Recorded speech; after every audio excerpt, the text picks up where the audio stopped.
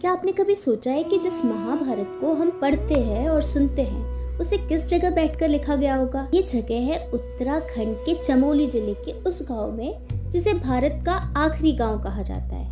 वह है माड़ा गांव, बद्रीनाथ से 4 किलोमीटर दूर। इस गांव में आज भी वो गुफाएं मौजूद है जहां महर्षि वेदव्यास जी ने महाभारत की रचना की थी और भगवान गणेश ने उसे लिपिबद्ध किया था।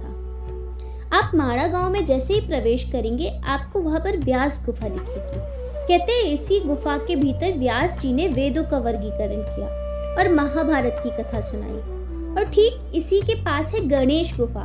मान्यता है कि व्यास जी श्लोक बोलते जा रहे थे और श्री गणेश जी उन्हें लिख रहे थे। लेकिन क्या आप जानते कि व्यास जी ने एक शर्त रखी थी कि गणेश जी को बिना रुके लिखना होगा, और गणेश जी ने भी एक शर्त रखी थी कि व्यास जी को बिना रुके बोलना होगा। और यही पास में बहती है रहस्यमयी सरस्वती नदी। कहते हैं कि जब व्यास जी कथा सुना रहे थे तो सरस्वती नदी के बहने का शोर बहुत तेज था, जिससे व्यास जी को परेशानी हो रही थी, और तब उन्होंने नदी को श्राप दिया कि वह वहां से आगे अदृश्य हो जाएगी। और आज भी आप देख सकते हैं कि सरस्वती नदी माड़ा में तो दिखती है, पर कुछ दूर जाकर अलकनंदा में बिल्कुल लुप्त हो जाती है। और यहीं पर है भीम पुल।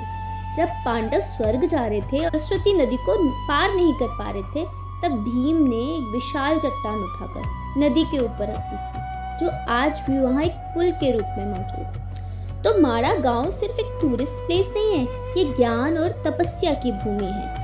यहाँ की हवाओं में आज भी महाभारत के श्लोकों की गूंज को महसूस किया जा सकता है। और ये सिर्फ एक गांव नहीं है, ये हमारी सभ्यता का वो पन्ना है जिसे वक्त भी नहीं मिटा पाया।